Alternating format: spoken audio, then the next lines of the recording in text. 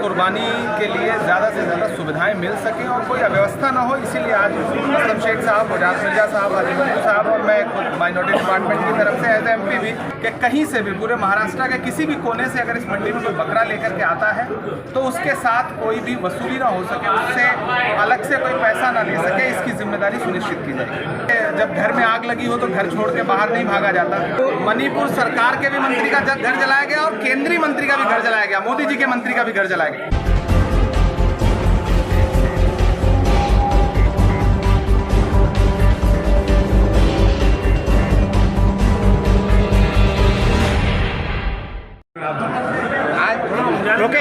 आज आप मुंबई विधानसभा में देवनार का जायजा लिया, क्या लगा आपको? किस तरीके से मुस्लिम कुर्बानी में क्या सुविधाएं मिलेगी? देखिए, कुर्बानी के लिए ज़्यादा से ज़्यादा सुविधाएं मिल सकें और कोई अव्यवस्था ना हो, इसीलिए आज असलम शेख साहब, वजात मिर्जा साहब, हाजी मंजूर साहब और मैं खुद माइनॉरिटी डिपार्टमेंट की तरफ से एज MP भी यहाँ हम लोगों ने विजिट किया। जो थोड़ी समस्याएं थी, छोटी उनको लेकर के हमने GM से भी हमारी बातचीत हुई और हमने ये सुनिश्चित किया, व्यापारियों से भी बात की और जो खरीदार आए हैं उनसे भी बात की कि किसी भी तरह की व्यवस्था ना हो, चोरी का कोई मसला ना हो।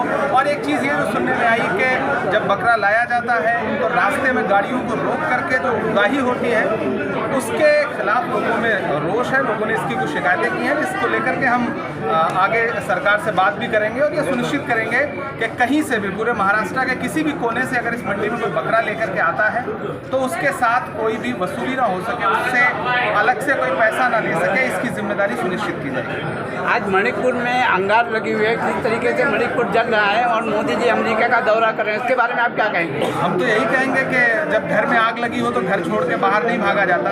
प्रधानमंत्री जी पिछले 45-46 दिन से चुप हैं और वो उनकी चुप्पी बहुत शर्मनाक है।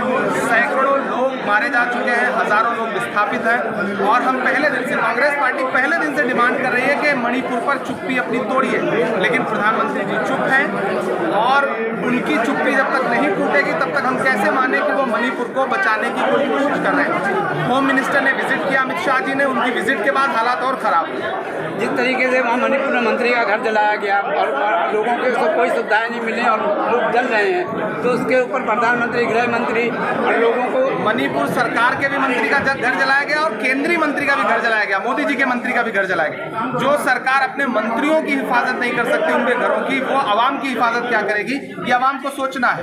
जब कर्नाटक का चुनाव चल रहा था तो अमित शाह जी अपने भाषण में कहते थे कि आप हमें वोट दो वरना यहाँ दंगे होंगे, लेकिन पूरा मणिपुर जल रहा है। वहाँ तो भाजपा की सरकार है और दिल्ली में भी भाजपा की सरकार है। दोनों सरकारें होते हुए, डबल इंजन की सरकार होते हुए भी मणिपुर जल रहा है। पूरे देश को समझने की जरूरत है कि भाजपा सिर्फ नफरत की राजनीति। आज सबसे बड़ा मुद्दा पहलवानों का है, जो देश के लिए मेडल लाते, मेहनत करके सब कुछ करने के बाद आज उनके कोई, प्रधानमंत्री जी का बेटी बचाओ बेटी पढ़ाओ का नारा झूठा है। बेटियां किस तरह देश में प्रताड़ित है वो पूरा देश देख रहा है। खाना खरीदी, खर्चा, महंगाई तो जी तोड़ महंगाई बन चुकी है। घर का निर्वाह करना लोगों के लिए बहुत भारी है। राशन कार्ड पे राशन बंद हो चुका है, राशन की वो कीमत मिलती है लोगों को।